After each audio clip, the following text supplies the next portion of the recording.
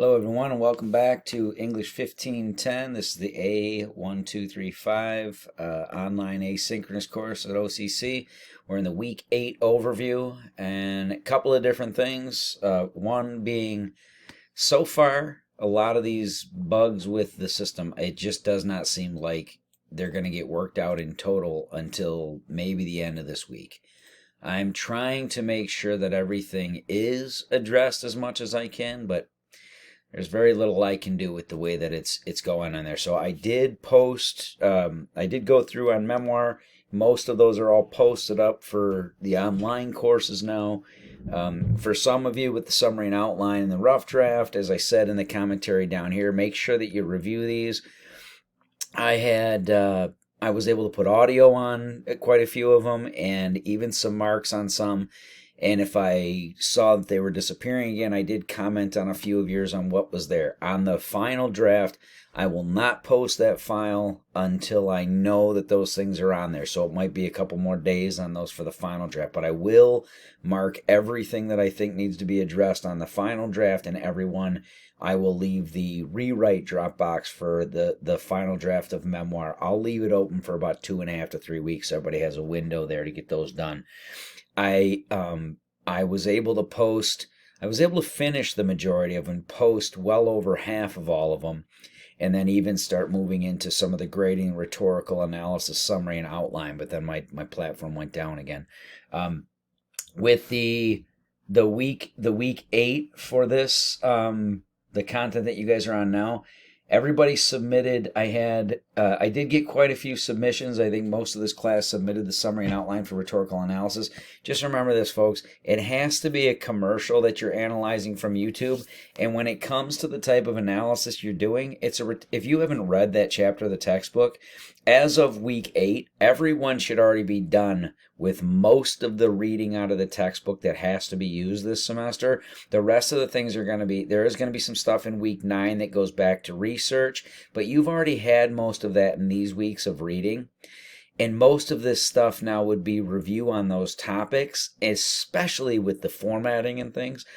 In week 7 here, you guys had the discussion board open up announcement. I put that up there so everybody was aware of this. In the rough draft that it was due this upcoming week, not last. Week 6 was the submission of the rhetorical summary and outline. I got quite a few that were all on time, and then I did get the majority of class, but then I got quite a few of them that were late. So just listen. I do have to mark those down. That's part of the policy on this. I will go over those and make sure that by the time you're doing finalization of final draft, for sure that everybody has the feedback from me on here, even if it's just an audio and marking the categories. But these have to be commercials from YouTube that are not too long in length that I can review. Remember, I have at least 75 students doing this right now between the 5 areas of English that I'm teaching. 3 different courses have the same similar thing that they're doing, but with those I can't go through 2, 3, 4 minute videos of these. These should just be commercials on YouTube.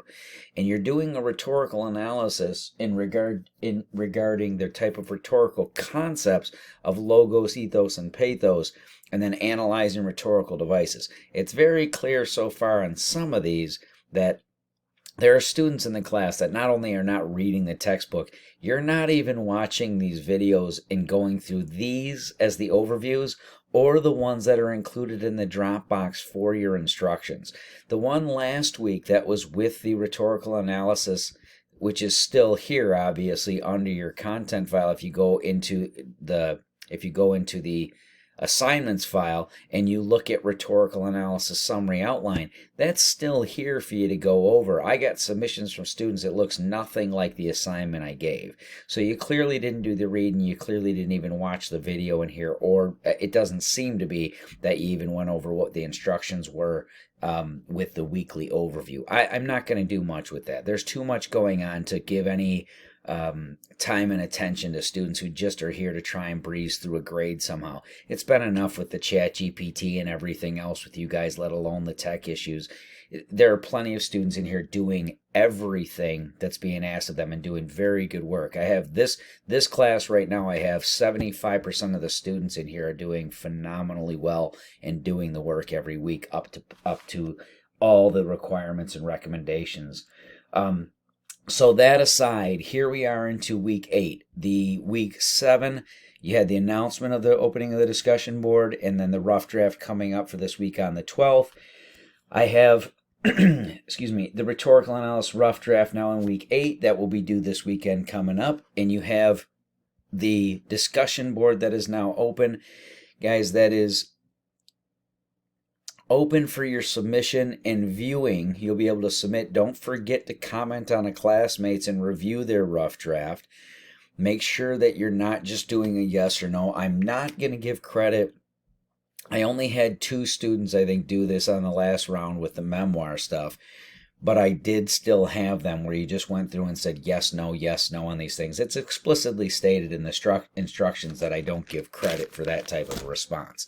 Okay, if you expect someone to review your content and have it be something viable and constructive, then you should offer the same thing to a classmate. You don't deserve to get a review from someone else if that's all you've put on classmates. And if you're just here to get the grade for that, then that's all you can expect is the grade for your posting, not a review of a classmate's. That's not part of it. That's not meeting any of the requirement for the class. All right. So part of that assignment is making sure you're helping with a review on a classmate. And if you don't know the items, then you also don't know the content and the topic. This week, in addition to this, on rhetorical analysis, you guys should be working on this drafting stage now and getting the rough draft in this upcoming weekend. But also now you have the launching of the content file videos that are for research. Full text, peer-reviewed sources and articles for the research topic is the only thing in your readings now. And there will be a couple of chapters that I put back in here that are in week 9 and then in 10 for review at least. But most of this is going to be telling you guys to stay focused on this research. And I may include, especially if I have students all focused on these areas of the research topics that I'm allowing, I might post a few pieces that I see myself of some of the research for you guys to review, so we're clear on those things. But I have the Dropbox open, not for the rough draft here and the discussion board for the peer review forum on the rhetorical analysis. I opened up the research paper summary and working thesis a little bit early so you guys could start reviewing that now. You guys will see this listing here as of now, but I have it opening up for you guys on the 7th. I didn't want any confusion of opening it up today so that it was there, but no, this will open up on the 7th now so you guys can start looking that content over. And for those of you who are already ahead of the curve, you can go ahead and get moving on those. Pick your topics and start doing the summary and working thesis component, and you'll see how that builds over the next few weeks. Remember, folks, when it comes to research, you are now going to be utilizing your library student services. You're going to be going down here and putting in your topics, searching through here. Here's a media literacy one. You're going to be doing a search here, and you're going to be making sure you watch those videos and my instructionals. I reiterate this several times, as do the librarians. You have to do 2 things here. Customize on the filters for both full text available and peer review. I don't need you to customize for a campus, and whether or not you guys do customize these years depends on your topic.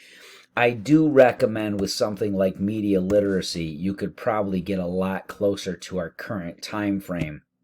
Apply the filters and make sure everything you have here is from peer review. Now, having said that, when you pick pieces that you're going to actually use for yours, if you click here and you decide this is one of your items, you're going to be doing a citation for these and you want MLA 8th edition.